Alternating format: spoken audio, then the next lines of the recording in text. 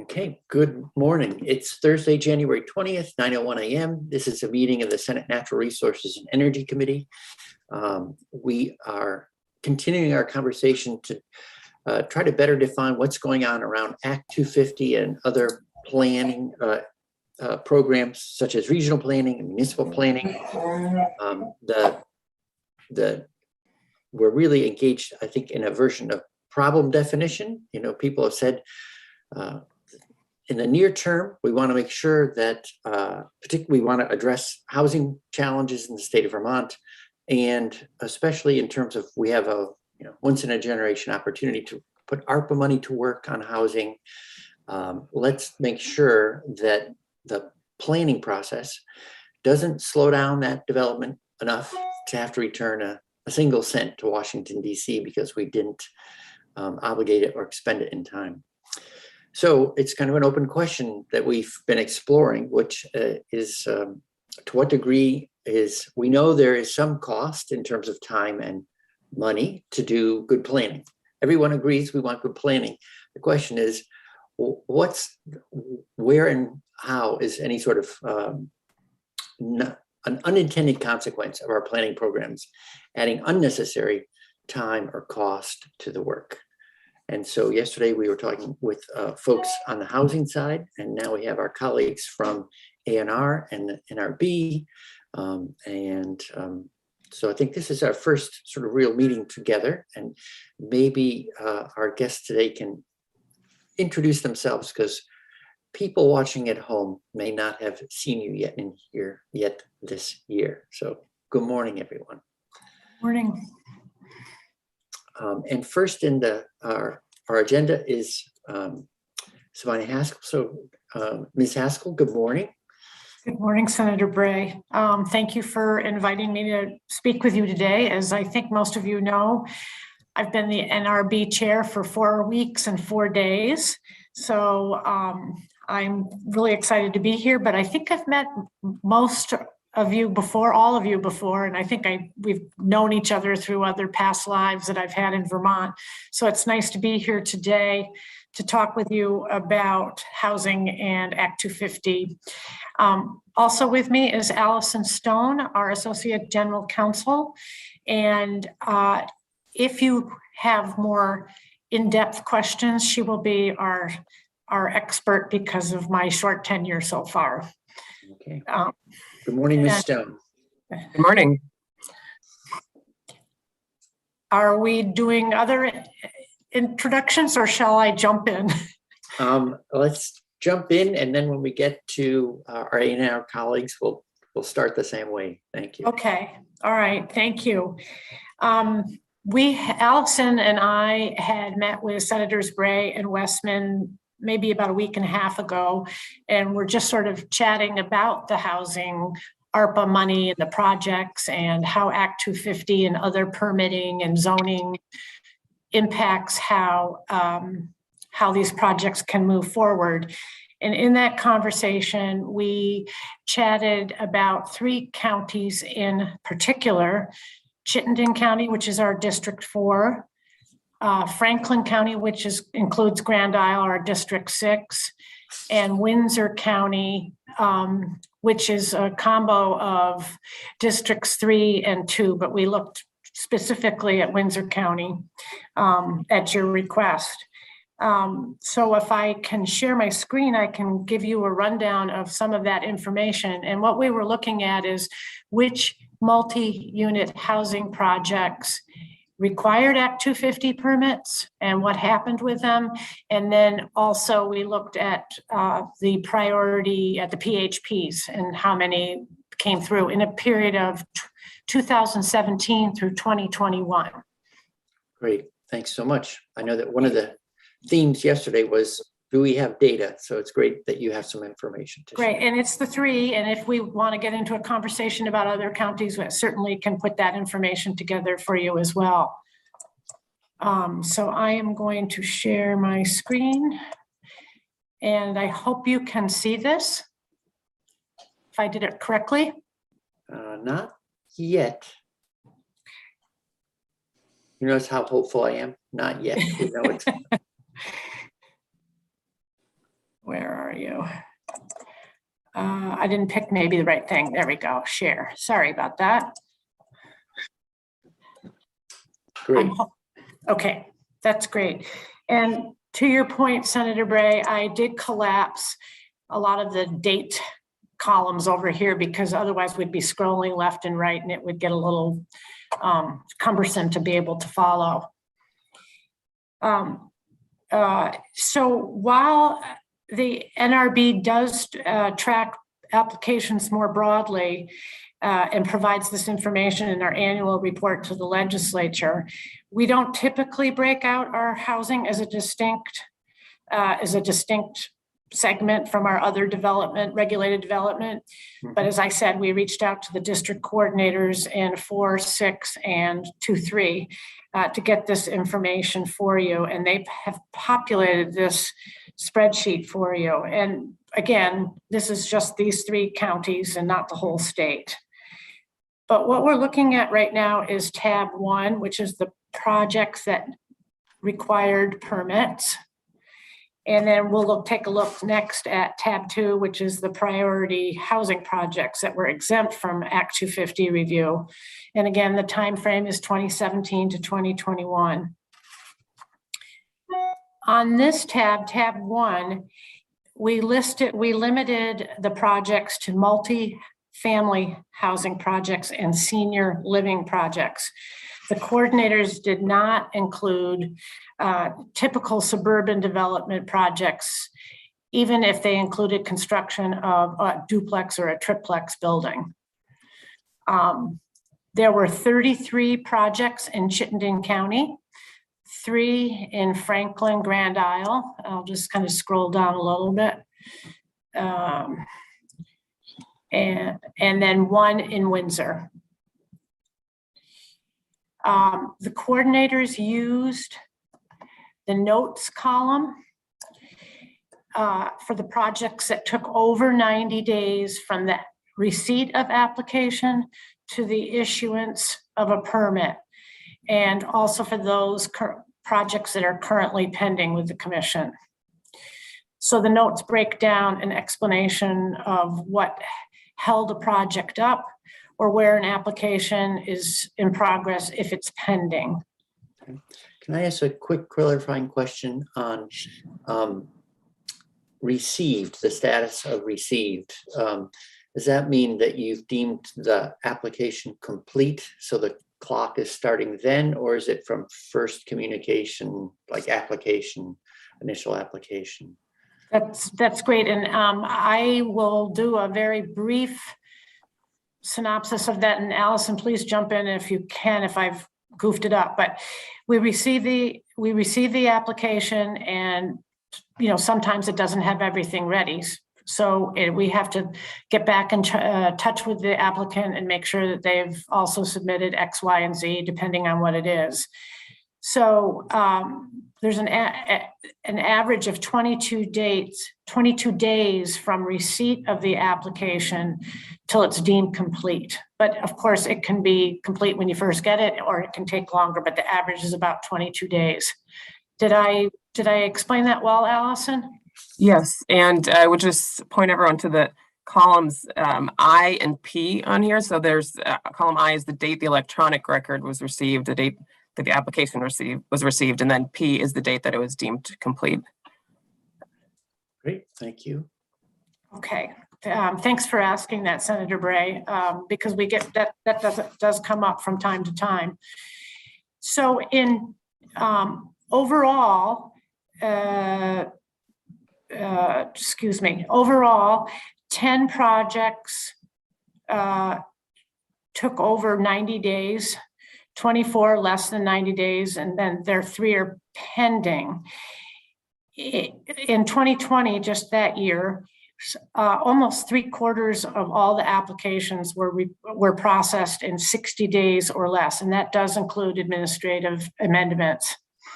And as I'll scroll down in a minute, but the most common reason cited for applications taking more than 90 days was waiting on non-Act 250 permits. Sometimes it was something from A&R, sometimes it was, municipal or zoning, and then opposition from neighbors, and issues like contested issues like parking can also extend the processing time. And there are 3 projects pending. They're all in Chittenden County. You're going to see that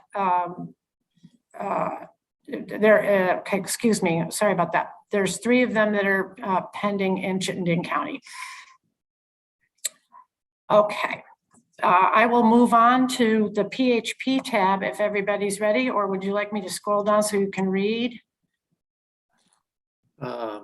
Any committee questions on this first information?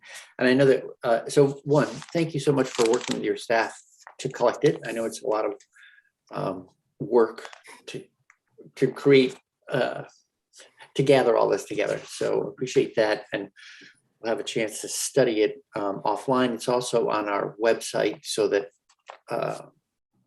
members of the committee and the public can pull it up and look more closely, even if we've moved on. All right. Great. So if there are no questions, sure, let's go to the PHP tab. Okay, great. So turning to tab 2, these are, there were 20 PHP projects from 2017 to 2021.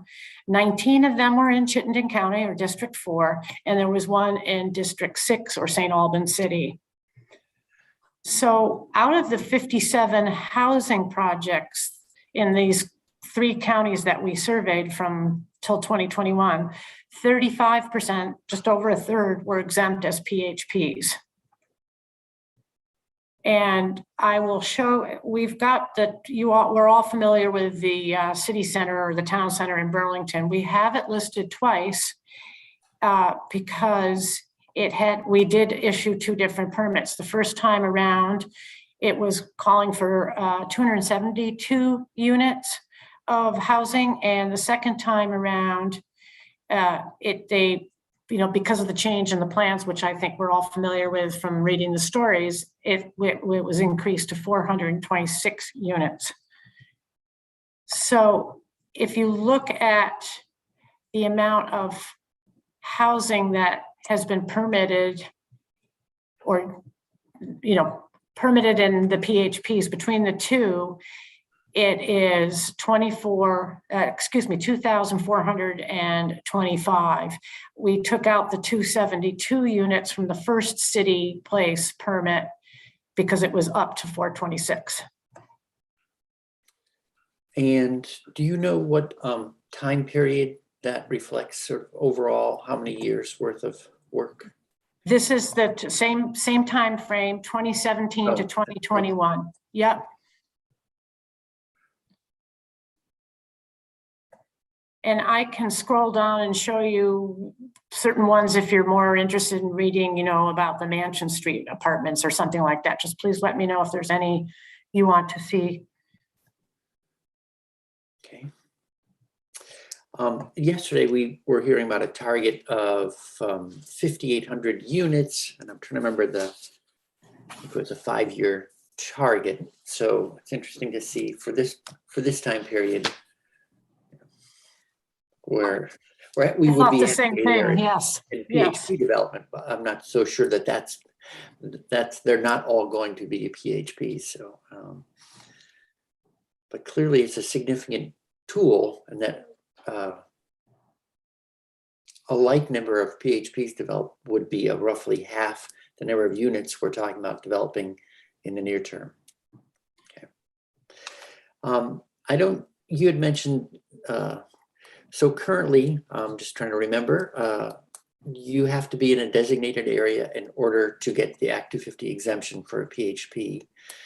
I see designations on all these. Are there some there? I don't remember if every designation, if a PHP in every type of designated area earns you a Act 250 exemption.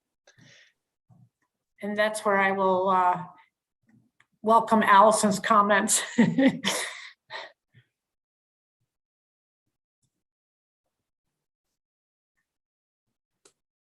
Ms. Stone, we're not hearing you yet.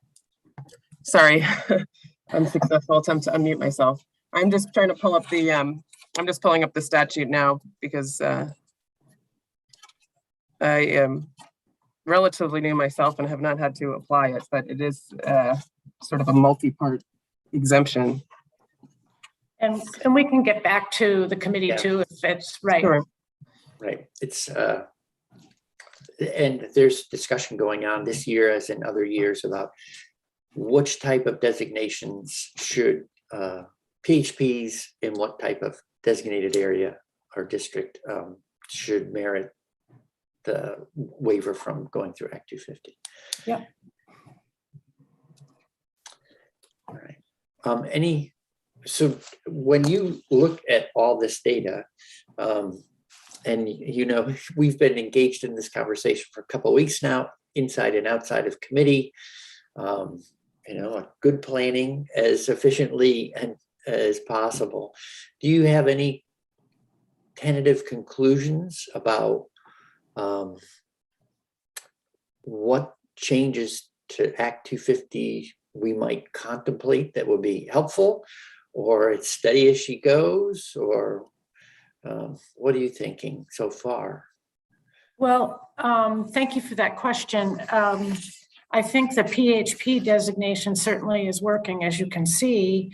And in the governor's budget address, he did call for that we would prioritize ARPA projects with the permitting process and lead to shorter decision times.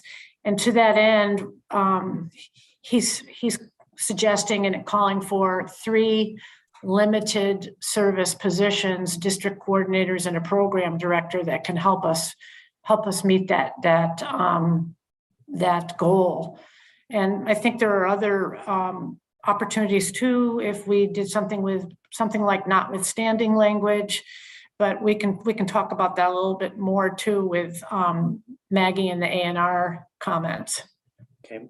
Well, I suppose, yeah, one version of that question would be, is the administration proposing any new language, you know, so that we would look at that. We've started the conversation with Senator McCormick's bill and this S234 as a way of getting us underway. And it's always, there's a perennial debate, like where what changes would be useful, if any. And as you know, people tend to fall into 2 camps, or thinking that some people want to leave Act 250, others say, let's tune Act 250.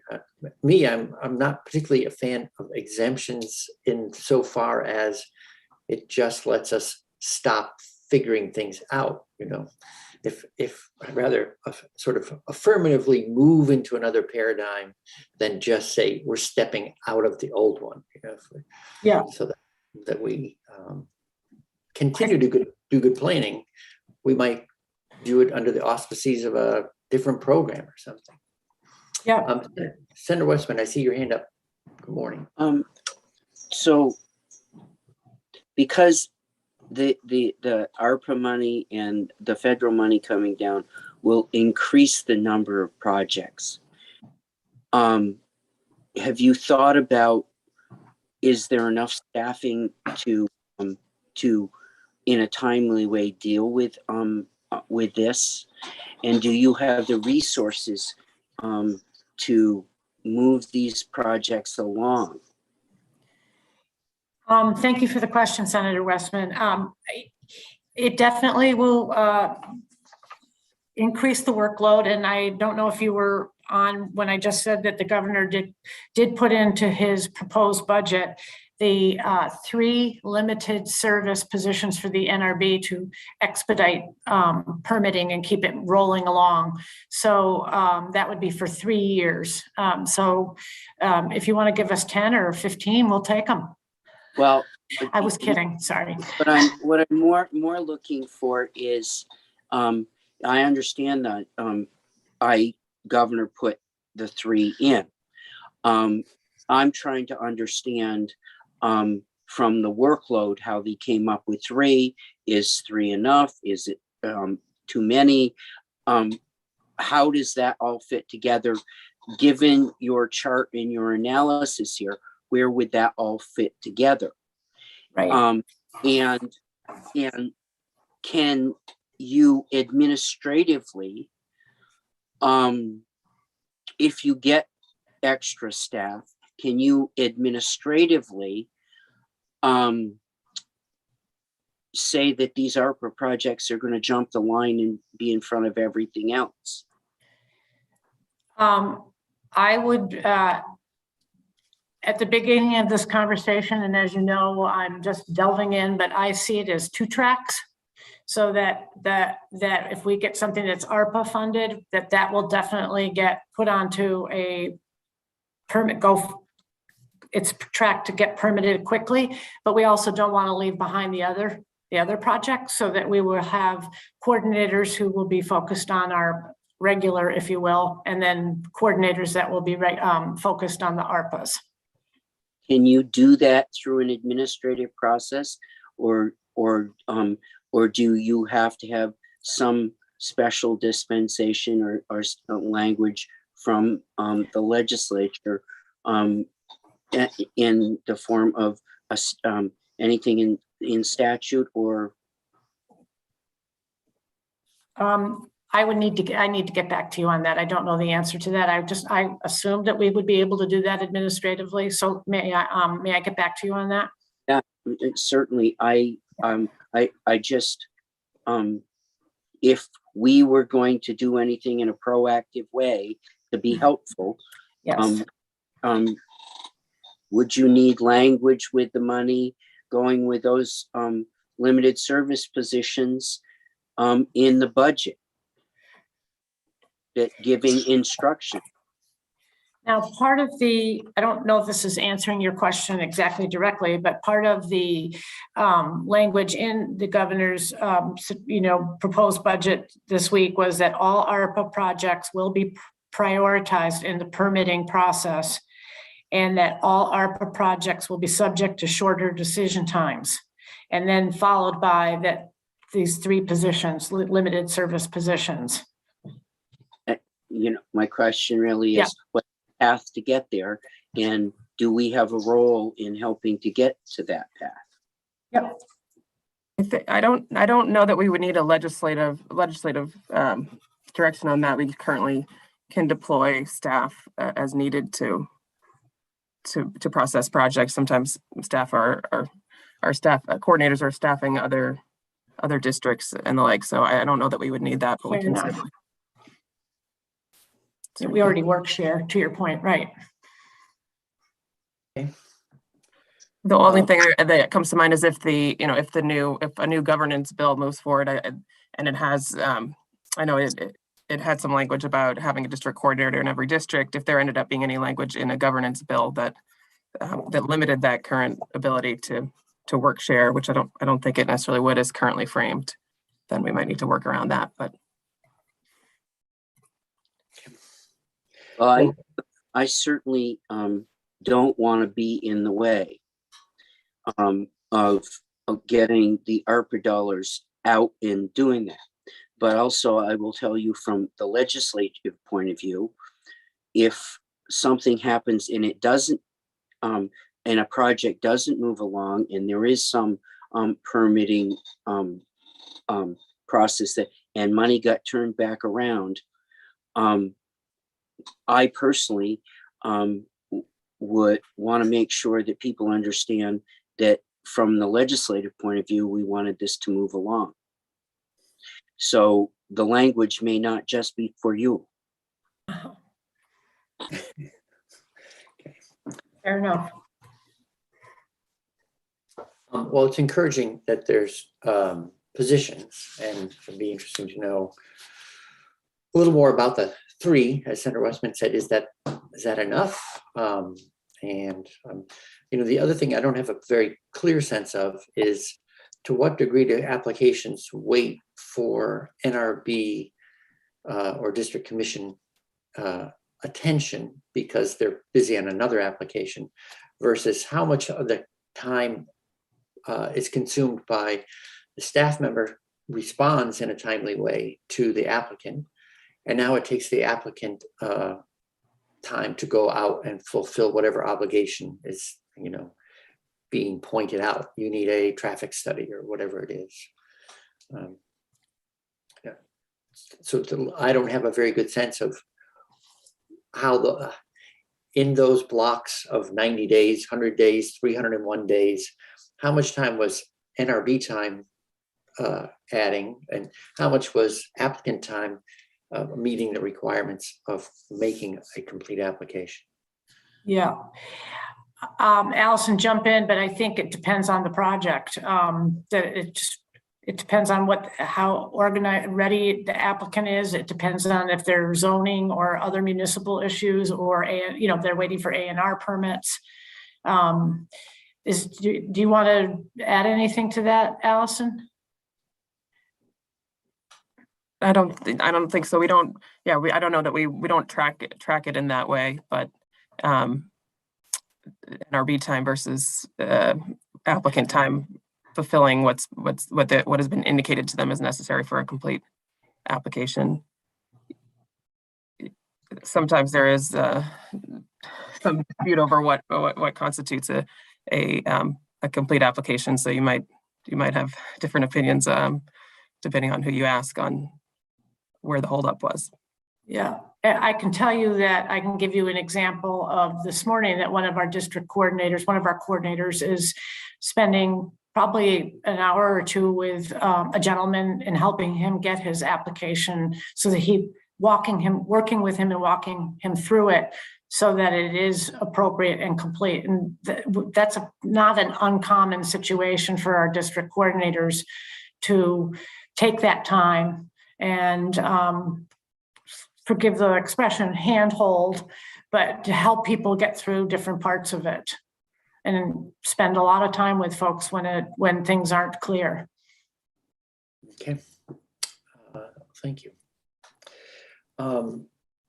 So before we go to our A&R colleagues, any other committee questions or anything else you had in your mind?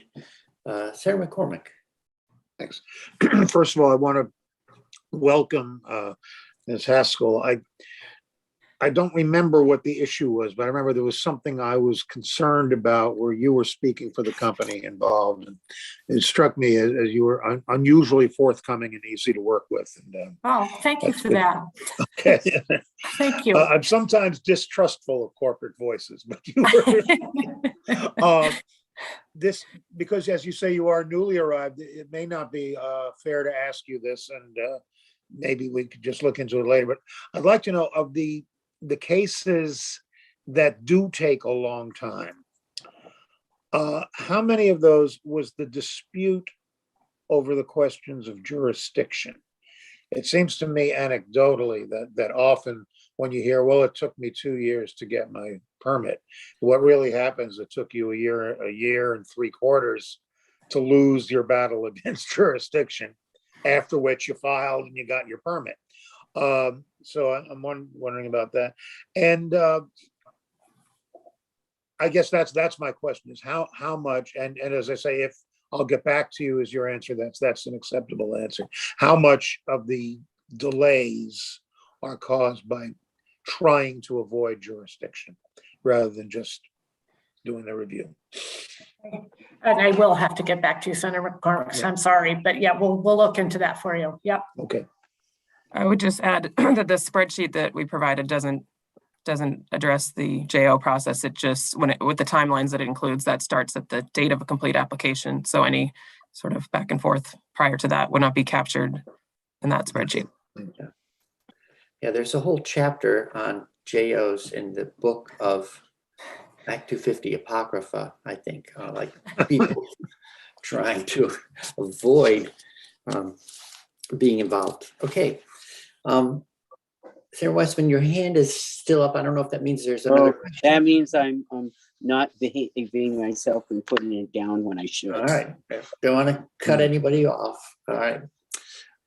With that, then, so thanks for that data. And I think we come back to it another time. I'd like to turn to our A&R colleagues. So if you could welcome, and if you could introduce yourself, and then.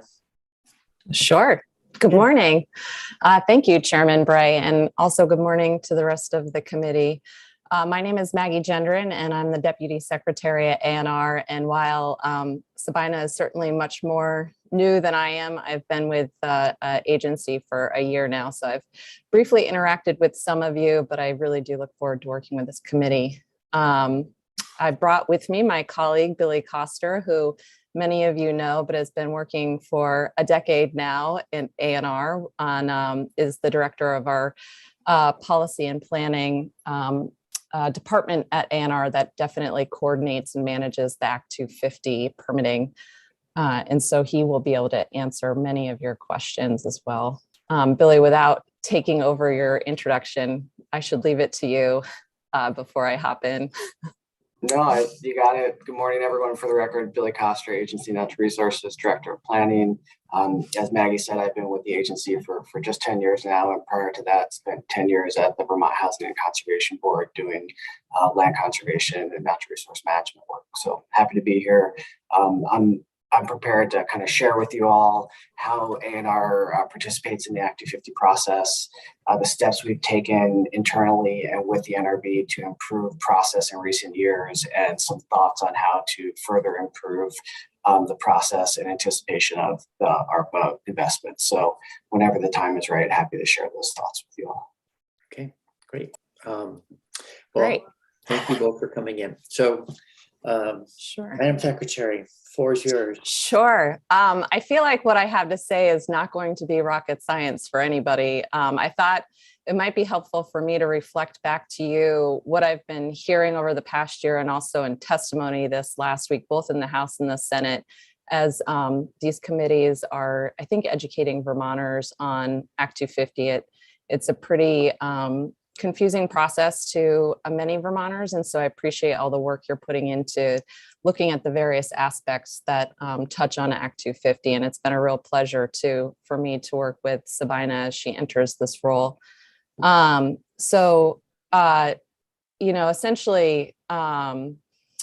some of the comments that I continue to hear from the expertise that's both been invited around the Act 250 permitting process is that there's a desire for predictability upon entering the permitting process, but also that the process is complex and duplicative depending on how you're working within the system and the stretch across municipalities into state permits. Clearly, I think Act 250 has surely been a success. And so it's how I see this as how are we setting up this process to be successful for the next 50 years. So in addition to a lot of the comments that you've been hearing, especially the testimony that you've heard yesterday on the pressures that we're seeing within the housing system, is whether or not we take targeted immediate modifications to Act 250 to relieve pressures, or are we looking at a more comprehensive scope? And so in addition to that conversation, there's also this other conversation happening around the finite timeline of ARPA spending. And for example, in fiscal year 22, between just talking about housing, between general fund and ARPA, there's over about 100 million going into the system to work on housing projects for A&R, specifically in terms of our water infrastructure-led initiatives, which includes village wastewater. In fiscal year 22, we had a total of about 50 million going into those initiatives. And so I understand the urgency felt around that, especially that Senator Westman has brought up, as those funds do need to be obligated by 2024 and spent by 2026. And so I point out those observations because I feel like what you're trying to do here in your committee is understand what problem it is that you're trying to define and then create the policies to talk to that. If I can just jump in, Maggie, to put that in context, the housing revenue bond that the legislature authorized in 2017, I believe generated about $31 million that went primarily to VHCB for the development of about 700 new units of housing over a similar kind of 3-year time frame. And that was a heavy lift. for project development and permitting. And I think, the monies that are being discussed here are, 3, if not 4 times greater than that. So just to provide some perspective. Mhm. Yeah, thank you for that. And so as you're contemplating all the challenges in front of us, I've been thinking a lot about what are some of the goals that we're trying to achieve around the affordability of Vermonters who choose to live here and have lived here, maintaining that climate resilient landscape, supporting our small businesses, trying to prepare for what is likely an influx of Americans that are going to be displaced by climate change, and what does that look like for protecting rural Vermonters, and also approving our state government to handle that. And then how does Act 250 evolve in a way that adapts to these coming challenges and current challenges, with the framework of trying to predict unforeseen pressures to come. So I feel like I'm not saying anything new to you. And I just wanted to again reiterate, I think Senator Bray, you had asked, what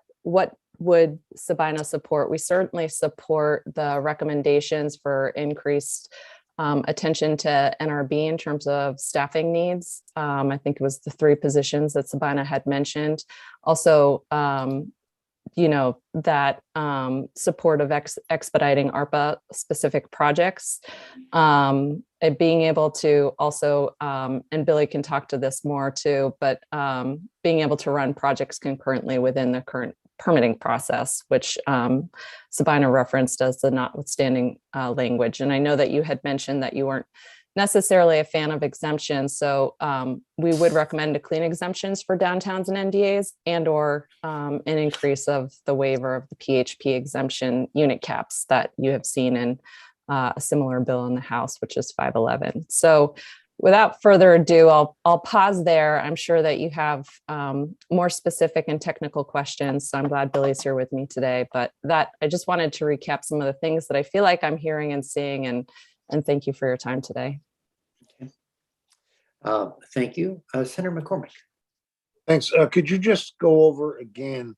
You just, towards the end of your statement, you mentioned specific exemptions. Could you go over what exemptions you're recommending?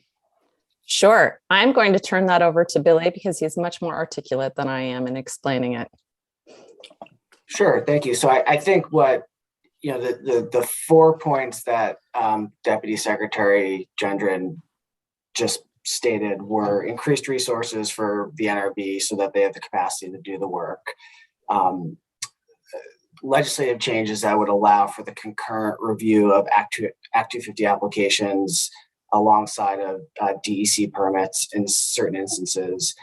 And then I think what Maggie suggested was, instead of the enhanced designation framework that's being contemplated by this committee, just a clean exemption for housing in state designated downtowns and neighborhood development areas, or an increase in the units that currently enjoy an Act 250 exemption for priority housing in certain state designated centers. So priority housing, which is housing with a certain component of affordability, already is exempt from Act 250 in certain state designated centers. But the number of units that can benefit from that exemption are capped based on the population of the given municipality. And some of those caps are so low, it really precludes the economies of scale necessary to build housing in downtowns and neighborhood development areas. So there's a bill in the House that would expand those caps or potentially do away with them in certain communities. And how do you folks suggest replacing the loss of scrutiny, the loss of environmental review? What are we doing if we don't do Act 250? What do we do, or do we just not do the environmental review at all? Maggie, I'll pass on back to you. I don't think I know how to answer that question at the moment. So I can get back to you. Let me rephrase. When you have Act 250, you have a certain amount of environmental scrutiny that takes place. If we give the exemption, that environmental scrutiny is not taking place, or is it taking place some other way? In which case, I guess my question is, what is that other way? I think the, the one observation is that that exemption already exists for priority housing projects in many communities. Yeah, I And oppose that. And I think that process seems to be working well for the most part. So I think Maggie's recommendation is just to build upon that framework and either just exempt all housing or expand the priority housing exemption. Okay, thanks. I'm done, Mr. Chairman. Okay, thank you. Well, and thanks for asking for that clarification. So the exemption would be, are we talking about more types of designated areas in which PHPs would be given the exemption, or just changing the unit counts and applying them to, so for instance, in the construct we were looking at in 234, it was in designated downtowns and neighborhood development areas. Last year we talked, there was a bill that talked about going to village centers, et cetera. I think eventually the total number of jurisdictions that could have been swept in as the number of designations increased, we were up over 200. And that started to, I think, I'll speak for myself, started to feel as though we were moving so much development out of Act 250 that we were really undermining the value of Act 250. Now, if someone wants to assert that there is, along the lines of what Senator McCormick was just asking, if there's like a robust process in place that's the substitute, then it's less worrisome than just saying, oh, we're out and no one's going to examine the same questions, but maybe in a different way, or the majority of those criteria in a different way. Mm-hmm. Mm-hmm. And perhaps that varies municipality by municipality. I mean, we get down to the details. Mm-hmm. Sure. I mean, I think I'll do again, probably a pretty poor job of articulating this, but in terms of how I've been listening to other testimony, especially from some of the district commissioners and planners, in terms of just the downtowns and NDAs, is relying on those processes that that are taking place within the planning community and how it's evolved over time, and saying if the evolution of how the municipalities in the state of Vermont have evolved those planning processes and their municipal permits, if that would in fact warrant an exemption from Act 250. Right, so it seems as though that sort of in terms of the current law and how it might be expanded, it seems like there's at least three things in play. One is, does it apply to all housing? Does it apply only to PHPs? And then if we're talking about PHPs, how many units per jurisdiction can be allowed, like adjusting those caps? So it seems like there's three tools all being discussed. Okay. And I would just add, Senator, I think why this is an appealing strategy at this time is in large part due to the time component of ARPA funding, in that, establishing a new designation process that requires additional bylaws certainly may be a good long-term solution to direct growth. But given the short period that the ARPA funds for housing need to be spent and those buildings constructed, it's not clear that that process would be able to be completed in many communities in time for this work to get done. So if there is an existing model with, the priority housing exemptions that currently exist, perhaps that is a good, short-term solution to that portion of your problem statement. Okay. All right. Any further? Well, so I don't know if you've been able to share everything you came to share. But thank you for that. I wasn't sure at what part in your morning you wanted to, Billy did come prepared to talk more to ANR specifically in terms of how we engage with Act 250 and the NRB And if that's helpful, happy to turn it over to him, or if you want to wait until further in your discussion. No, I think if you're all set with what you want, I just want to make sure that we don't ask questions and end up sort of dragging you off parts of your script, things that you want to share. I do like a good script. Well, I'll hand it over to Billy then to give a little bit more detail about ANR specifically and what his work entails. Thanks, Maggie. And so I'm just going to provide a quick overview of ANR's role in the Act 250 process and some of the work that we've done with the NRB to make process improvements. This may be familiar to you all, but this is a good opportunity to kind of check back in on that. And then certainly we're happy to bring the conversation wherever you like. So in summary, the agency is a statutory party in Act 250 proceedings. We're not a decision maker. The district commissions, as you know, issue Act 250 permits, but ANR is an automatic party for any project that raises potential impacts under Act 250's environmental criteria. In that capacity, we review and receive every minor and major Act 250 permit that's filed each year. We identify potential natural resource impacts, engage with applicants in an effort to avoid or minimize those impacts. We file written comments with Act 250 district commissions for minor projects and participate in hearings for majors.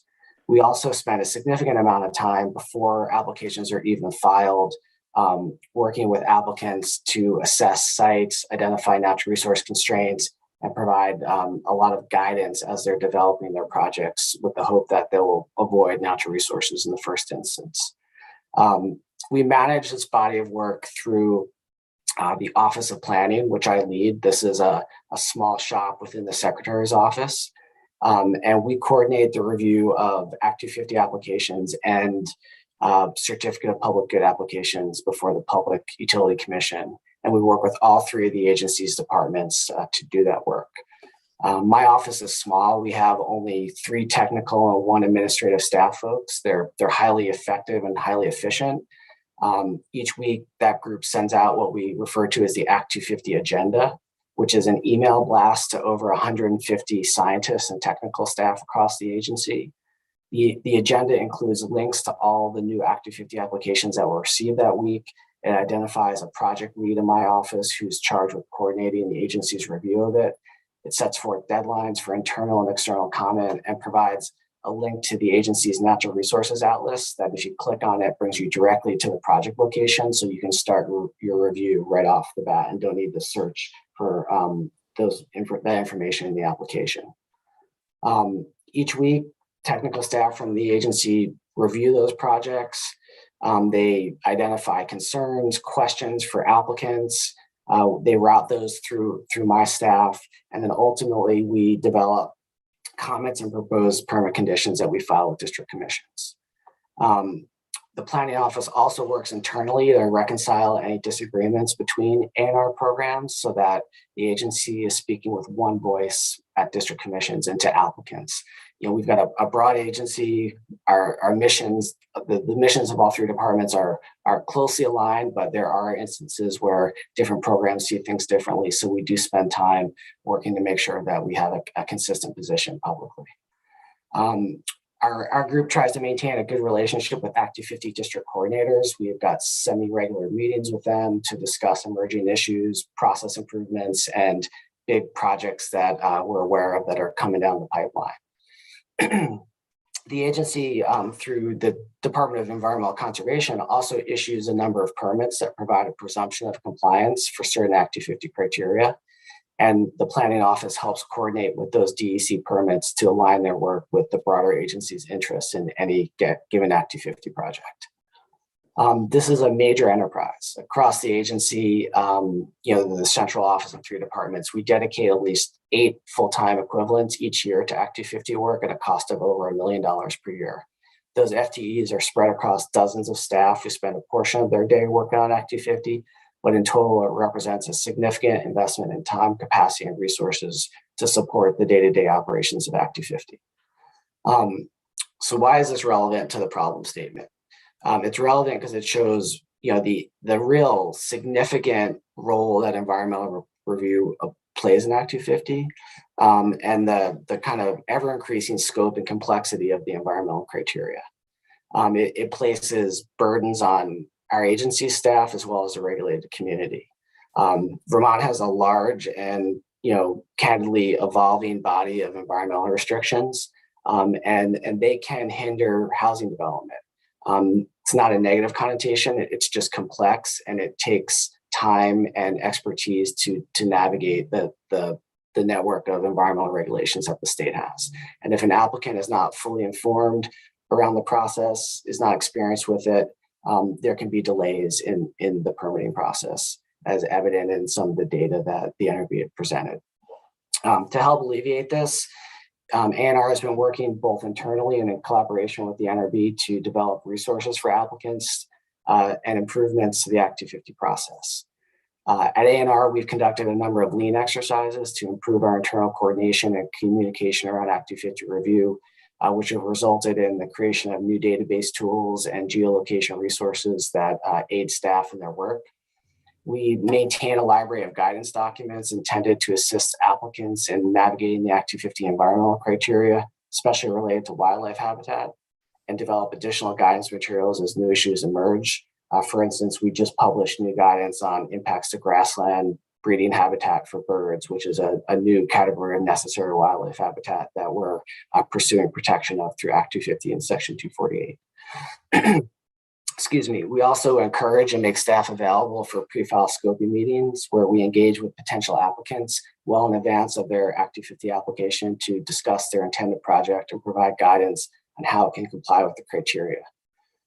You all are likely aware of the DEC Environmental Notice Bulletin that maintains real-time data on the status of a range of DEC permits, and that helps applicants navigate the process. And just last year, we launched the Permit Navigator, which is an online tool that allows the public to enter basic information about a potential development project and receive a report on what permits they'll likely be required, along with contact information for those relevant permit programs.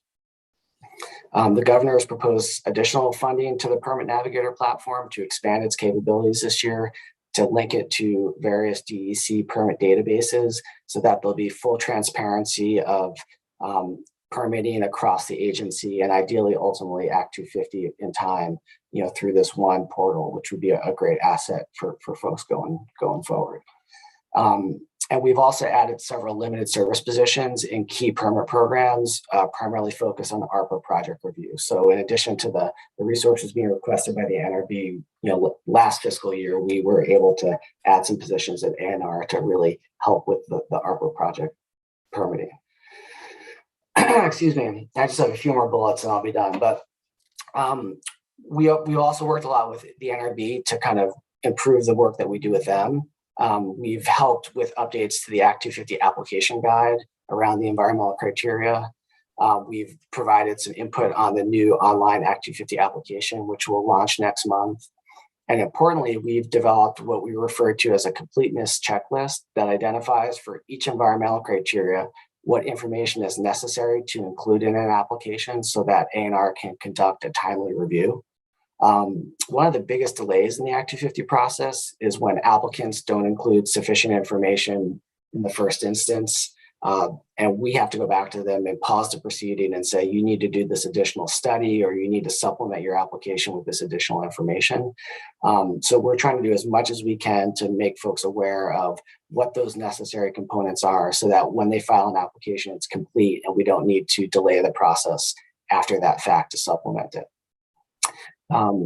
And then, we've also partnered with the NRB in presenting a series of trainings to Act 250 staff and district commissioners on emerging issues. And we hope to continue that under Chair Haskell's leadership.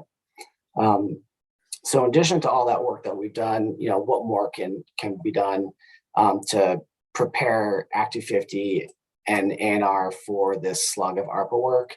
I think adding staffing at the NRB is key. That's already been discussed. And then a proposal that the NRB has made to basically modify the statute to allow certain Act 250 and DEC permits to be processed in parallel, which would reduce the overall processing time. This is a little complicated, and Allison might be in the best position to explain it, but currently there's a number of Act 250 criteria that can be satisfied or that receive a presumption of compliance with a DEC permit. If you get a DEC wetlands permit, you can use that to satisfy Act 250's wetlands criteria.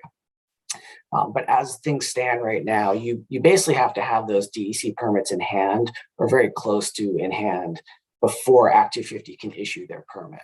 So in many cases, the Act 250 process starts, then it has to pause until the applicant obtains all their A&R DEC permits, and then it can restart and conclude. And that adds time. If that work could be done concurrently, it could reduce the overall time frame for permitting for a particular project. And sometimes that sequential review is important for major applications where there are significant developments being reviewed, where the potential impacts of natural resources are great. Doing that stepwise approach does make sense, but the NRB is proposing that for minor applications, which typically have, less concerns, that the review of DEC permits and the Act 250 application can go concurrently. And that basically you just can't start construction until you have everything in hand, which is a pretty logical approach from my perspective. Even under that circumstance, if someone did have a concern with one of the DEC permits, they could always raise that question with Act 250, request a hearing, turn it into a major, and put it back to the old sequential process. So again, it's a complicated concept that I tried to summarize, but I think that would really create a lot of efficiency and improve the overall time frame of permitting, and something we'd support the NRB in pursuing this legislative session. So those are my prepared comments, and I'm happy to take any questions or just move on to anything else you all would like to talk about. Okay, let me pause and see if there are too many questions. Senator McCormick.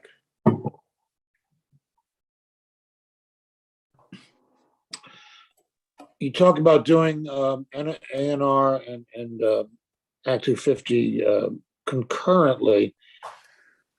Are you referring, what do we do about Act 250 criteria for which an A&R permit is a rebuttable presumption of compliance? If we don't have the A&R permit, how does the district commission decide?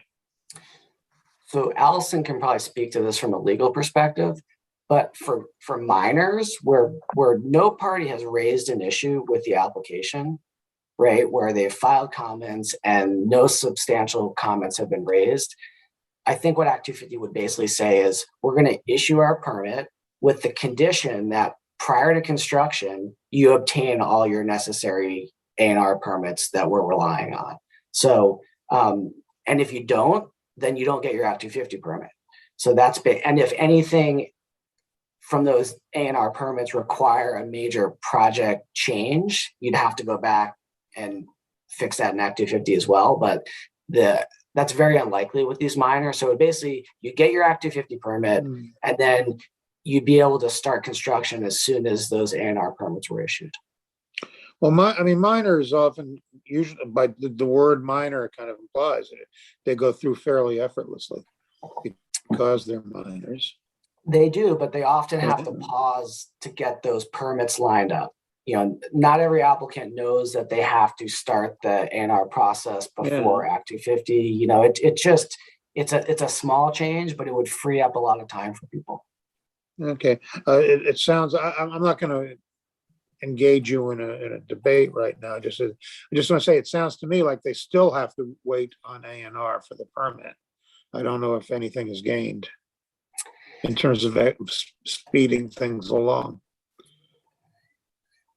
It would allow things to happen kind of in parallel versus linearly. So you could have notice periods that ran concurrently. There's just it will save some time, not a tremendous amount of time, but it could save a month, 2 months in the process, which for some of these projects is significant. Okay, thanks. Let's just keep that one in mind. I'd like to I don't know that we need to get into the nitty gritty of it now. I think I still am not quite fully understanding, you know, if in the end you need all the permits. I don't, and you know, when you say, well, there's a pause as someone goes back and does their DEC permits, for instance, I don't know what's pausing, you know, what stops happening at the NRB or the district commission while someone's doing that work on their environmental permits. But we don't want to be losing any time. So points well taken. I do have so honestly, as you went through all these bullets, I imagine myself as an out-of-state developer saying, gosh, I'd like to be in Vermont. Look at all the things they're doing to make my life easier as an applicant. And I'm not being facetious. It sounds like the many complaints that have piled up over the years, you're working on all of them. Is it one-stop shopping yet? I don't quite know, but the Navigator sounds like a very positive development, enhancing the Navigator, integrating the other permits into it. All seems like a real plus. Senator Bray, Ms. Haskell's too polite to actually shout out her question. She's been trying to get your attention now for about an hour and a half. If you could just be so kind as to call on her. Well, thanks, Senator. No problem. Hi, Senator Campion. Nice to see you. Good to see you as well, Sabina. I was just going to say that that the concurrent and working alongside would add predictability. At least it would say to the developer, okay, I'm going to get my Act 250 permit if and when I do what I need to do with A&R. That was the only point I was going to make. So timeliness, maybe, hopefully, yes, but definitely predictability, because they could check that off their list. That, okay, that's done. Now I just have to focus on that. All right. So maybe the A&R permits, is it a question? It sounds as though as long as once you turn in your homework, it's almost like quote unquote guaranteed yes, you know, as opposed to I always thought there was an evaluation underway on DEC permits that was uncertain because someone didn't know if the environmental impact would be severe enough that it would actually change the application, or in the most severe case, lead to declining a project. And I think that's why the NRB's proposal is just for minors, where there's generally a fairly high confidence that the impacts are understood at the onset. And if that changes, it can always be elevated to a major, and then that, you know, that process would no longer apply. Okay. So for something as large a project as a housing project, I'm imagining these all come through as majors. Is that, would you think that's true or not? I don't know.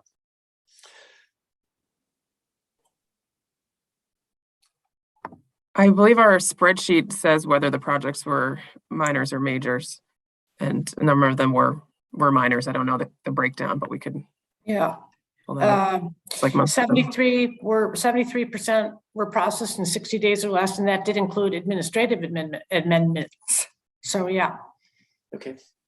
Well, I don't want to get into like micromanagement mode here. So let's look at the spreadsheet. I'm just wondering if that benefit you're talking about, concurrent processing, will end up applying to ARPA based projects. I was imagining them as large enough, sophisticated enough that they would always be coming through as a major, but I don't know. That's me asking the question.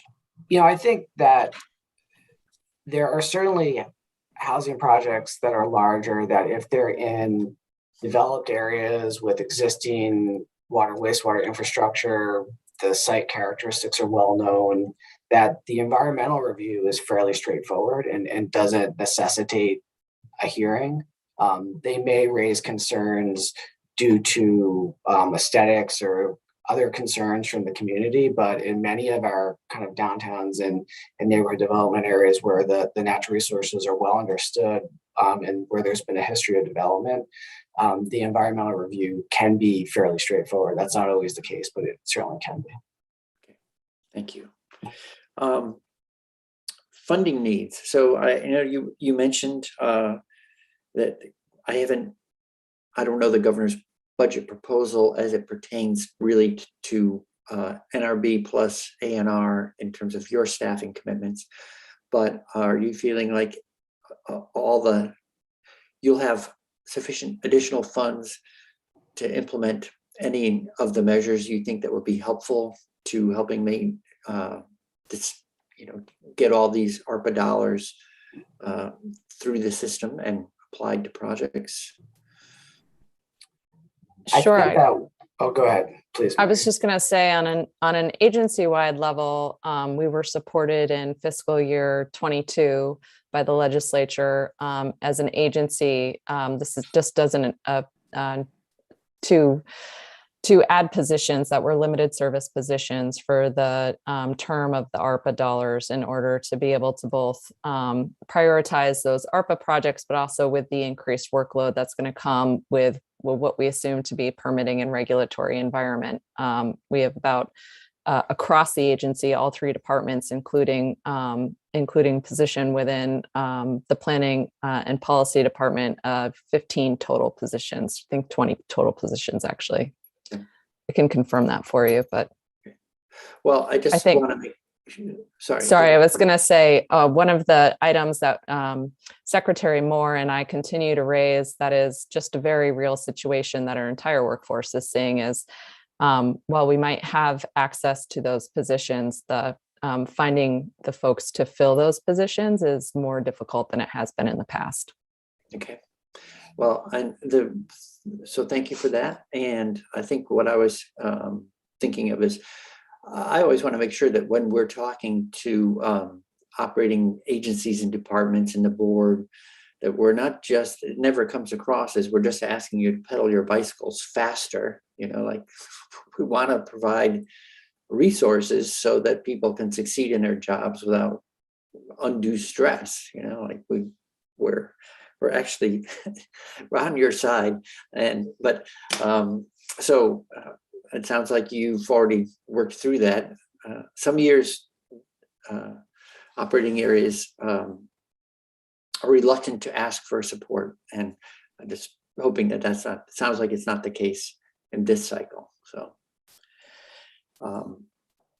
I did want to talk about another aspect of the bill. There's a mapping resource, there continued support for mapping. And can you say something about the current status of the mapping and how it will evolve and the role it plays for ANR in terms of its work on permits?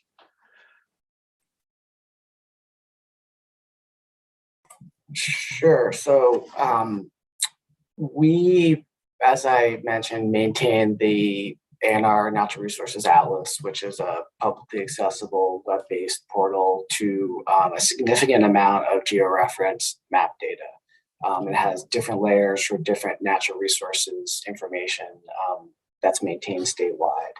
And it's a really important resource for both our staff to initiate their regulatory review, I think for district coordinators at Act 250, and for the public applicants. It's this amazing way to access a significant amount of information right from your home computer. And that's something that we continue to maintain. We update different layers with different frequency as appropriate, and certainly I believe intend to continue investments in that tool and that approach to information sharing. That said, it does have its limitations. Some resources do need to be verified on the site. The map data is fairly coarse and gives you a good sense of what might be there or areas that you certainly should be concerned about. But around the margins, often a site visit, a wetlands determination, some sort of field-based analysis needs to be conducted. So, the maps are great resources. We all rely on them. I think Vermont is probably, I feel like we've got a really great product for the public in this state that we're proud of, and we'll continue to invest in it, but it does have its limitations. Great. I've spent not a lot of time, a few hours looking around. There's a lot of great data and a lot of great information in there. I think people would be surprised if they went and visited to see what the state has in the atlas. So this is a question that's really beside the immediate topic of housing and ARPA dollars, but it came up yesterday, and the committee took some testimony last week. Commissioner Snyder was in, Jamie Fidel was in. We were talking about the loss of green spaces. So, you know, the flip side of the smart growth development coin is that we're trying to take pressure off the green spaces away from those centers. And one of our challenges is that Act 250 so rarely applies to those projects unless they're something large, but the sort of the nibbling away at green spaces. So I don't know if you as an A&R share that concern, and if you're thinking about any ways that you know, we add in this bill forest blocks and corridors as to be developed as a criterion and through rulemaking. I'm just wondering if, from your point of view, since you're so in touch with these natural resources, if you ever think of other things that we ought to be doing. Maybe it's not necessarily Act 250, but that would help us manage that growth and development so that we don't sort of suburbanize the woods slowly but surely.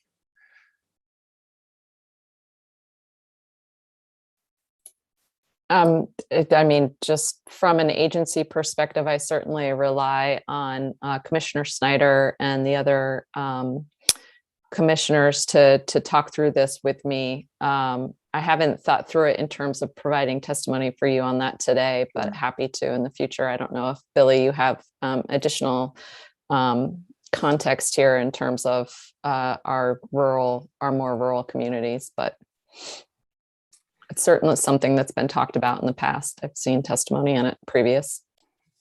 Yeah, I think certainly, you know, Commissioner Snyder is the best person who has the perspective there. I think, you know, it's likely a mix of planning, regulation, and support for the rural economies that really help landowners maintain forest land and forest use. And, you know, I think those are all good conversations for kind of the longer term aspect of your problem statement about, you know, how do we prepare Vermont for the more distant future of, you know, a climate reality.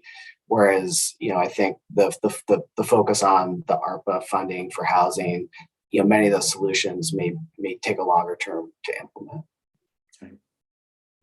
On the exemptions for PH, so back to housing, thank you for that. And thank you, Ms. Gendron, for talking about, you know, that 50-year perspective, climate migrants, etc. I think people have been, it seems so far away that I don't know that we've taken the pressure, if we've adequately thought that that's a pressure we're going to be facing. And I think COVID told us that it's here sooner than we thought, and it can come for different reasons. And then we've also talked about how the build out of broadband makes living and working from any place much, you know, it's a great thing, but also comes with its downside. If you start chewing up the countryside with all sorts of remote / offices, homes.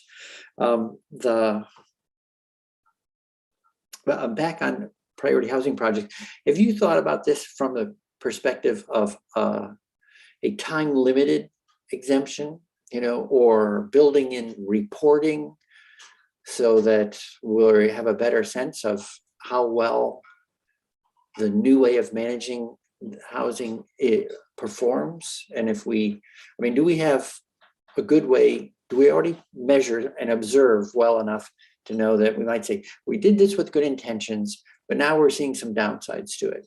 Do we have a way of seeing that so that we could course correct in the future or as we work our way along? I had heard Commissioner Hannaford reference that briefly in his testimony yesterday. All the days are blurring together. I think it was yesterday of the proposing this time-limited pilot, if you will, that is tied to ARPA specifically, and providing some of this leniency, if you will, to see if we do focus and target some of this work in our downtowns, is it having the impact that was intended? And like you said, are there consequences that weren't predicted? And you know, without having really thought in depth about it, I did hear that, and I did think that it would be an interesting possibility for you as a committee to consider. Great. All right. Just keep looking. I'm trying to train myself to look up better more often. I have to remind myself you can actually move tiles around. Any committee questions, comments so far? All right. No, this is great. Okay. So to any of our guests, anything that we didn't get to that you have in your notes? More than once I've been to a meeting with notes and we went off on such a discussion that I never came back to my own notes, and I left something out before we wrapped up. So. No, I really appreciate the conversation. I think the discussion is incredibly interesting. I think it's really worthy to be having, especially about a significant piece of policy like Act 250 that was developed in 1970, and we've had significant evolution in the planning process, as well as in a lot of the ways that we have both academically and in implementation discovered what to do and what not to do. And I think we do have that information at hand for us now. And so it makes sense to be thinking about how we want to set up this particular policy to succeed and support Vermont for what we want Vermont to be in the future. I think we have a real opportunity to be proactive about setting that scene like we did when it was first put into practice, quite honestly, 50 years ago. So I appreciate you inviting us here. Thank you very much. Well, thank you for coming in. You know that, as you know, it's hard to write law that distinguishes sort of between good actors and bad actors. And so I think, you know, as we contemplate moving to less engagement of Act 250 in a whole arena of development, I think, you know, there's the encouraging side of it could free things up a bit and enhance the development work,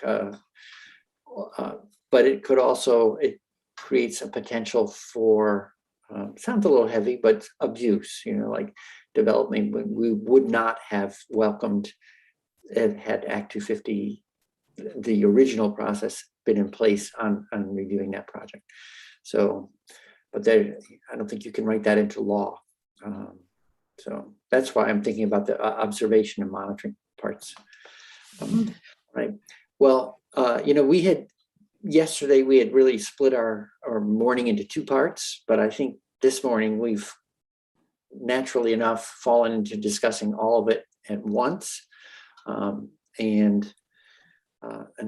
So I wasn't thinking about we'd take a break and come back and talk more. I was figuring we would conclude now unless anyone has anything they want to use as part of wrapping up, and I'll ask the committee to stay on and we'll discuss readjusting our calendar for the balance of the morning. Okay, well, thank you very much. And I'm sure we'll be seeing you again in the near future. Thank you. Thank you. Thank you. Bye. Bye. So committee, we were going to be going till 10, take a break, and then come back with the same witnesses, but we've covered everything we needed to cover. So I'd like to, and we don't have, because things have gone more quickly, we don't have our next witness until 11:30.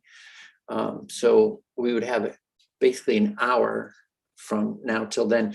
So why don't we plan on a break, but while it's all fresh in everyone's mind, I would say I'm trying to make sure we're using our time as a committee well, and we have a lot we want to get done. So there's one group of folks we haven't heard from on this topic, and that is that we traditionally might hear from. So that would include regional planning commission members like Charlie Baker or Tom Kennedy, Peter Gregory, VLCT. We haven't heard from VNRC. We haven't heard from municipal planners or the Vermont Planners Association, sort of high-level state planners. That was what I was lining up lists of witnesses for on Wednesday, but I'm now suspecting that I'm not sure. Well, I don't want to prejudge where we're going to land, but let me pause and ask the committee if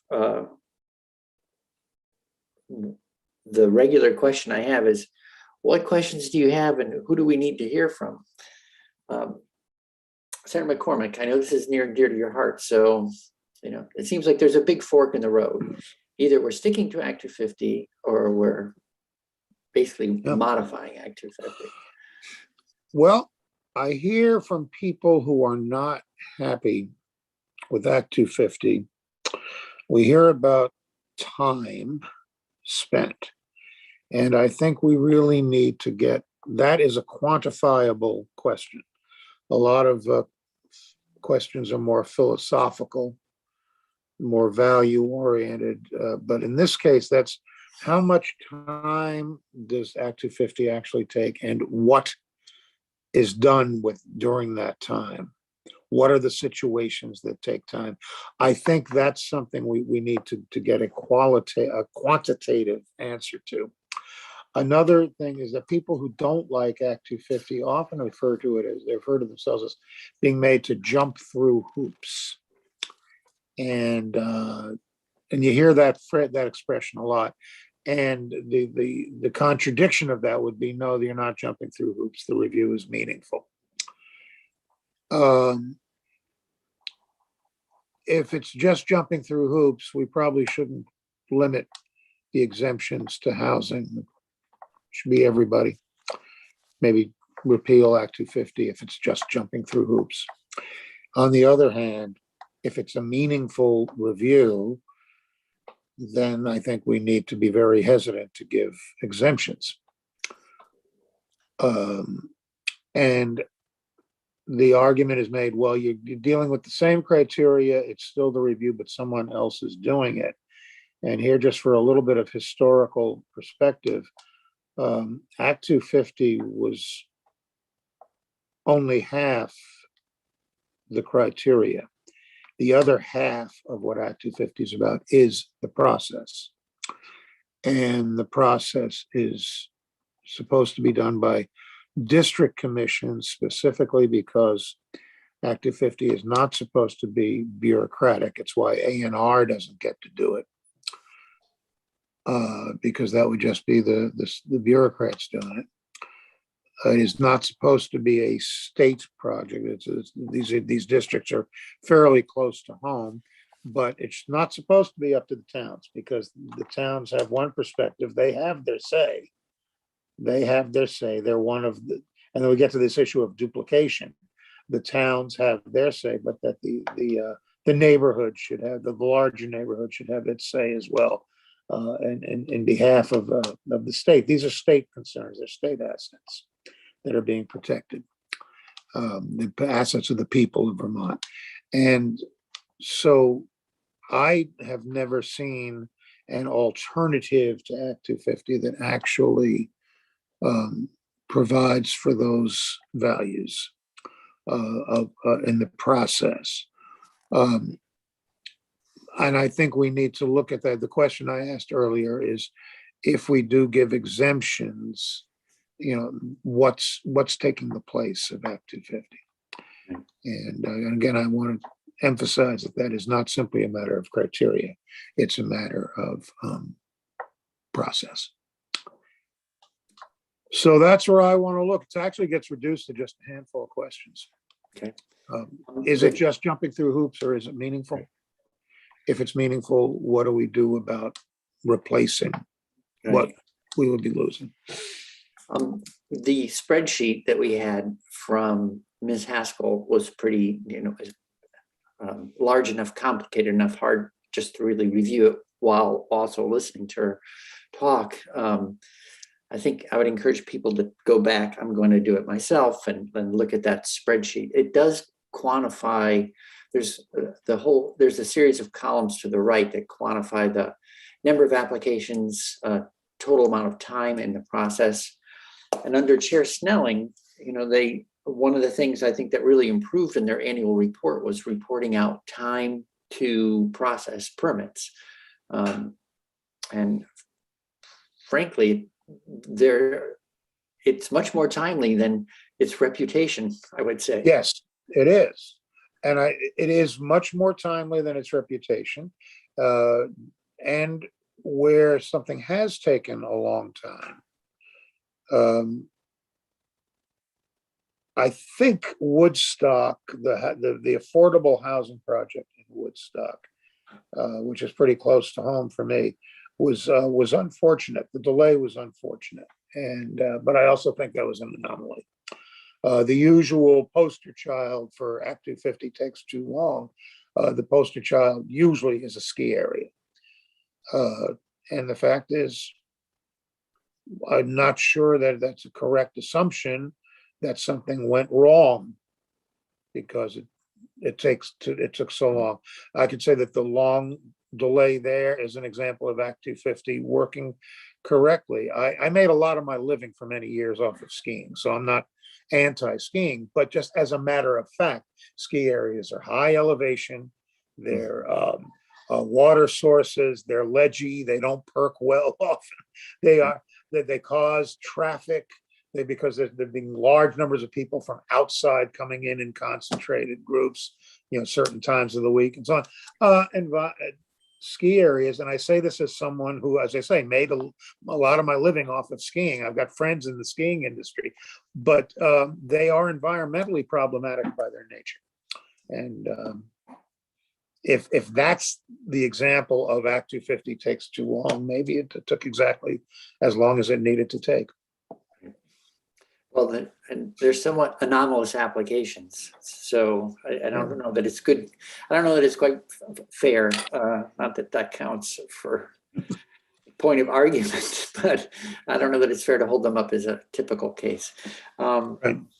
All right. So again, if people could look, and Senator McCormick, you in particular, I think we should be looking at quantified data, and if you look at that and see if you think there's something missing, that would be helpful so that we can make an information request. And to the extent that I think it's debatable whether or not there's either using the master permit construct of Senator McCormick's bill or S234's construct of take Act 250, but just implement it locally, and you can call it something different, an enhanced designation, smart growth. My concern is, as Senator McCormick said, is what work will disappear, what work won't be done by virtue of moving to the exemption approach that seems to be, not surprisingly, popular with people whose focus is on accelerating the development. I think we're interested in acceleration plus quality at the same time.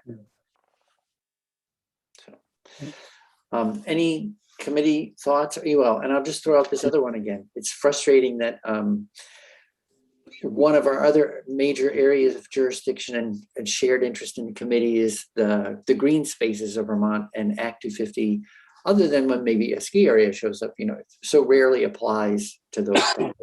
So, Senator Westman, anything you're thinking? I am not as versed as Senator McCormick in all of this. I would be interested in trying to figure out, as they talk about the numbers for smaller projects, some of the numbers seem a little small to me.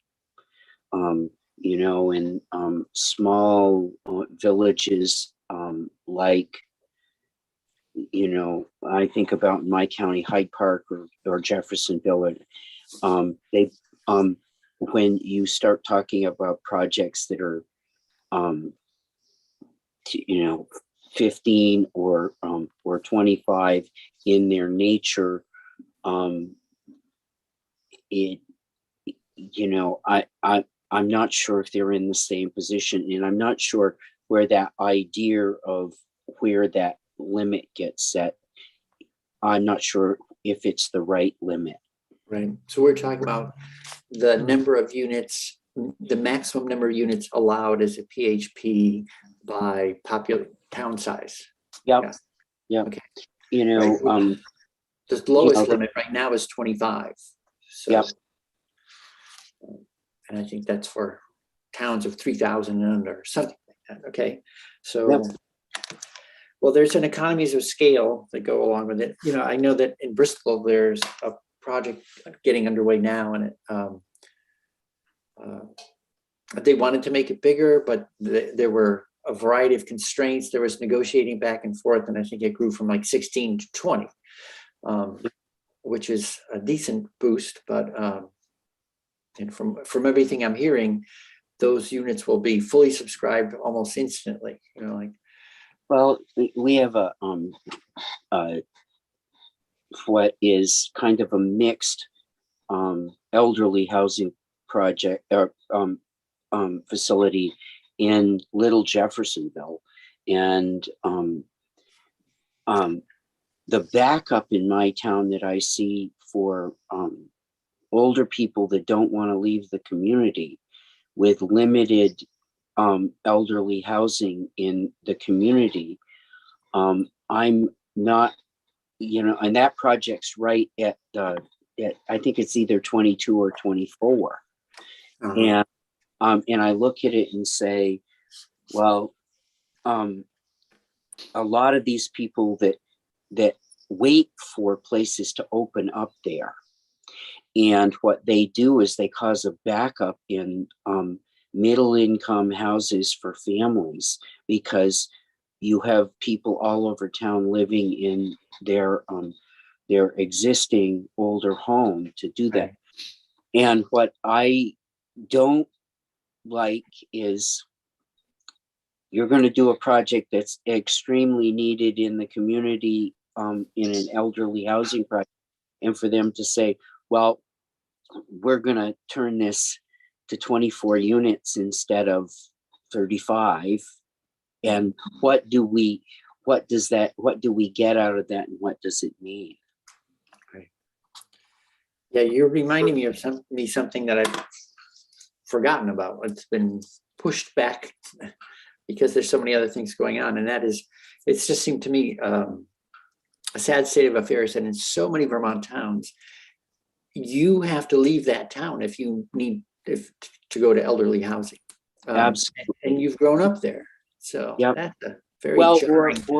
or you hang on to your house that should be middle class housing, right, for families. You hang on to your house as a single person there because you absolutely don't want to leave where you spent your whole life. Right. And these are not, you know, the elderly housing are more like smaller apartments. Right. They aren't condo developments of, you know, larger. Right. But they're appropriately equipped with, like, in terms of accessibility and they usually have a community room, and they do all of that sort of stuff. But people, it's where their friends go. Right. Well, in Bristol, we have, there's been a bond that's failed multiple times over at high school. And I've been talking to some people about why, if we have a declining population, and I'm saying this because of Senator Campion's work in education, how many educational campuses could also become sites for elderly or community housing? but I'm really thinking of, so you have multiple generations on a campus. And if I was going to dream out loud a little bit about it, it would be that school kitchen might also become more of a community kitchen, and you could bring people of different generations together just to use a campus for the community as opposed to a campus just for kids going to school. Well, you know, I think when we started the talk about housing, what we hear is that the number of people living per household is smaller. Our housing stock is very old. A lot of our housing stock that's very old, you know, you have these big old houses that we had multi-generational families in 50, 75, 100 years ago. And we have less, you know, so the square footage per individual is going up. And some of what I wonder is, and I see this in my community, particularly amongst older people, if we can't provide something that's smaller that meets their needs, a place with, you know, 35 units or something, with a community room where they're comfortable to be with their friends, and they stay in a bigger house that really is inefficient for them and for our society. Okay. It has whole implications about the thermal energy that we use and everything, and I'm not sure how that all fits together. Right. Okay. Well, thank you. Senator McDonald, you've been around this block before. What are you thinking based on what we've heard today and yesterday?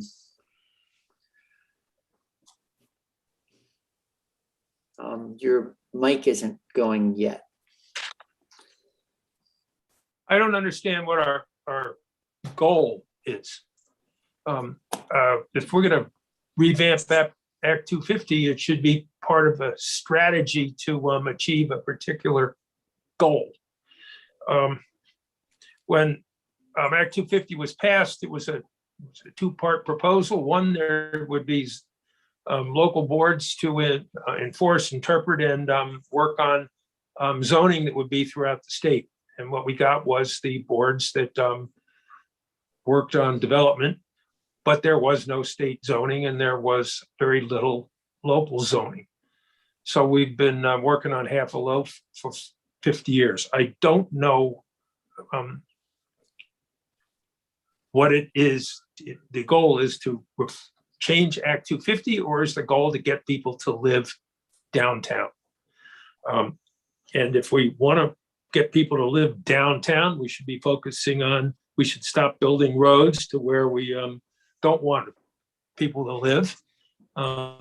We should stop modernizing it and roads going in and out of towns that make it easier to live in the countryside and come into town, or to work in town and go drive away. But we're not doing that. We shouldn't be speeding traffic up. If we're trying to get people to live downtown, we should be slowing traffic down. And if we're trying to get people to move downtown, builders don't want to build for people who don't have money downtown. They choose to build for people who wish to buy second and third and fourth homes where those people wish to build those homes.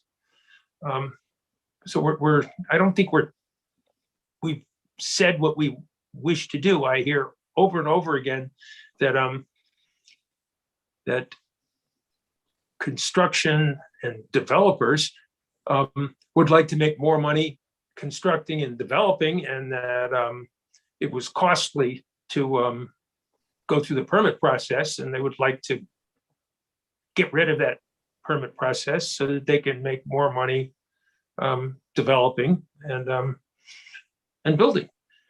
But we don't seem to be following or seeking to put in place the things that would get more housing downtown. We seem to be, I don't know what we seem to be doing, Mr. Chair. And I think Senator Westman probably has as balanced a view on this as anyone. But I don't know what master we are serving in reforming Act 250. Yeah. Well, that's, it is a challenge, like so we're saying, well, define the problem, before you start trying to fix something, quote unquote, fix something with a bill, you better know what problem you're solving. And so it has been, it's not a tidy discussion because it's, and so I appreciate that I myself feel a little frustrated. It's like, well, how do we get our arms around it and what are we going to get done? The bill, so I'll just speak for myself and Senator McCormick can chime in too, please. 234 I put in because we've been I'd say, we've all been sort of beat about the head and shoulders for years that Act 250 slows things down and makes it more expensive. Then meanwhile, we saw all the ARPA money coming and people were saying, well, we can't lose our opportunity to use these dollars. So just make sure that Act 250 doesn't cause us to fail to use those dollars for housing when they're available. And the construct I was moving forward was okay, if you want to, we've heard for years that local planners, developers could handle this kind of planning on their own because they're much more sophisticated and capable than 50 years ago before towns had such offices. So it seemed like a reasonable proposition to explore. And that's what, the 234 approach is, okay, take over Act 250 in these designated areas. And it'll be its own version of Act 250. But the goal was not to lose any of the rigor of review. Senator McCormick, how would you describe your strategy to tackle this? Or maybe find a problem that you were seeking to respond to? Well, I don't know if I have much to add to what I've said many times, but just to go over it again, what I'm suggesting, and it doesn't have to be my bill. I'd almost prefer to have my language incorporated into your bill, is that we use as our model the umbrella permit, so that we're still getting the criteria. We're having the project examined in light of the criteria, the Act 250 criteria, by the district commission. But what we can do is, if it's for a concentrated area of many developments, many of the criteria do not change with each individual development. It can be things such as adequate sewage, adequate water supply, consistency with the town plan, consistency with the regional plan. There's a fairly long list of criteria that you could, because we're doing it with industrial parks and planned unit developments. You address all of those criteria for the large unit, and then individual developments within that unit are amendments. They're not applications for a new permit. They are amendments to an existing permit. And the question of whether or not to grant the amendment is focused simply on those criteria that the umbrella permit does not address, or where the particular development is something not envisioned in the umbrella permit. And again, I got to say, it's already being done, and it works. And it's still Act 250. And the other thing is, I've got to say, is the these are substantive issues, but there is also the attitudinal issue, the PR, which is not nothing.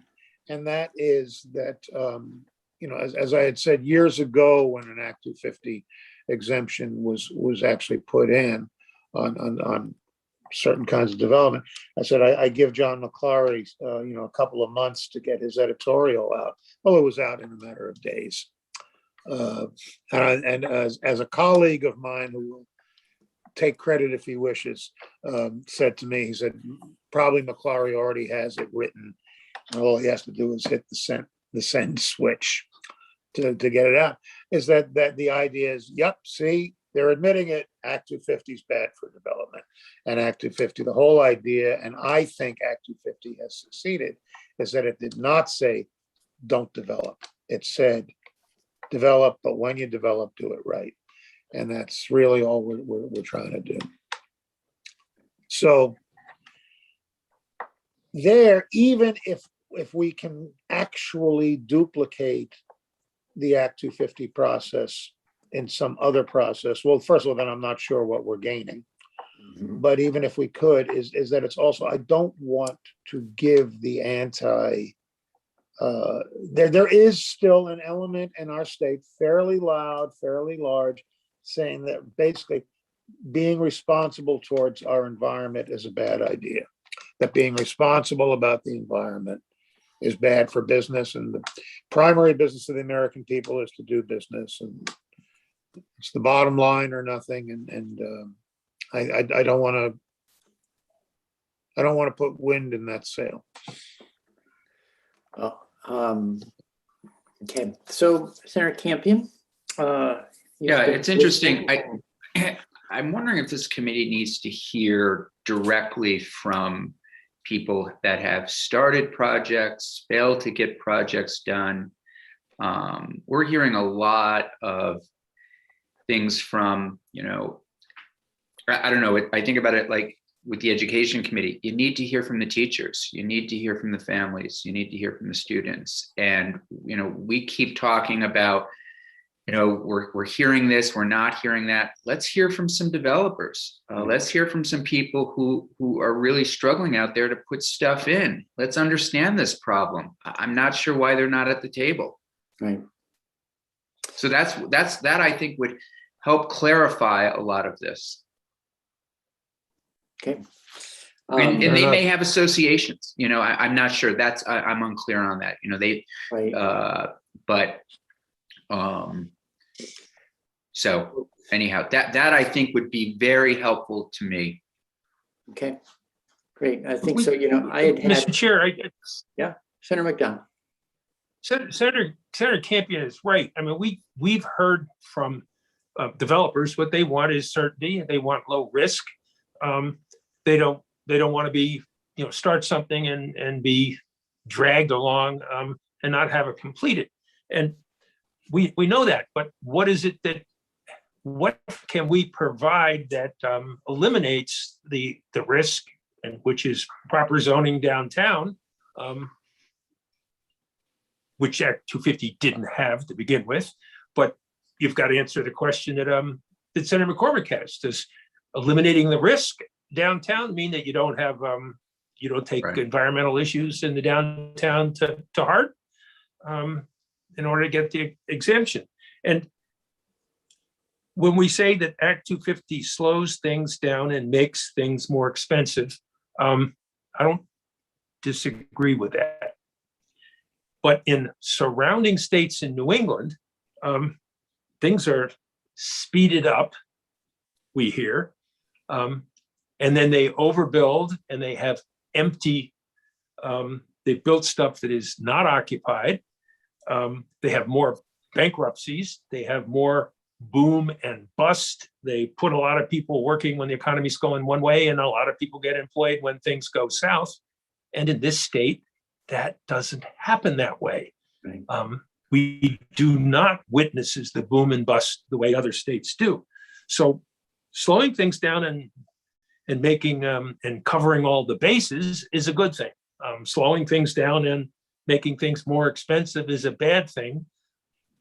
How do you slow things down and cover all the bases without making it more expensive and less risky? You get proper zoning downtown, which Right. Covers environmental stuff, and you follow some basic rules about what makes sense and what doesn't. And we haven't got there yet. Yeah. Well, and that's why 234 pushes to develop that proper zoning and planning, at the local level. It's like, if you want to get out of the state program, okay, you need to have a robust local program, as opposed to stepping out of going into a lightly regulated program that may lead to just the sort of problems that you're talking about. All right, so unless anyone has any more thoughts to share at the moment, Senator McCormick. Yeah, I was going to say, I agree with Senator Campion that we need to hear from developers. Okay. But the thing is, I don't think the developers in Vermont speak with one voice. They have many organizations. So we would hear from the Contractors Association, the Chamber of Commerce. We'd probably hear from the Ethan Allen Institute. And we would hear from Vermont Businesses for Social Responsibility. And I think they would very likely say many different things. I mean, certainly, I have noticed among my constituents, the business people who have done business in Massachusetts, Connecticut, New York, think of Vermont as actually a fairly easy place to develop. Meanwhile, people who've done most of their development businesses in Vermont consider us an absolute outrage that it's so hard to develop here. But ask someone who started a business in Massachusetts what they think of Vermont. It's like asking someone from New Jersey if they think Vermont is a high tax state. They can't believe how low the taxes are. Okay. Well, so the puzzle remains a bit of a puzzle. And with that, unless anyone wants to share something else before we take a break, we'll come back at 11:30, at which time Michelle Boomhauer and Andrea Wright will be in from the Agency of Transportation, because one of the other big areas of spending related to federal dollars is transportation and related infrastructure. And so we have the same question pending. To what degree does Act 250, what role does Act 250 play in those kinds of projects? And are we going to be told that it's quote unquote a challenge to meet the terms of Act 250 and deploy all those dollars in a timely way? I don't know the answer, but I know that question's floating out there.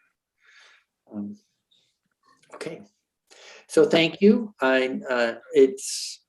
We're wrestling with something that's not easy to get our arms around, and but I do really want to have us as a group come to some sort of shared understanding, because I think moving forward a bill without that shared understanding is not going to be helpful to any of us.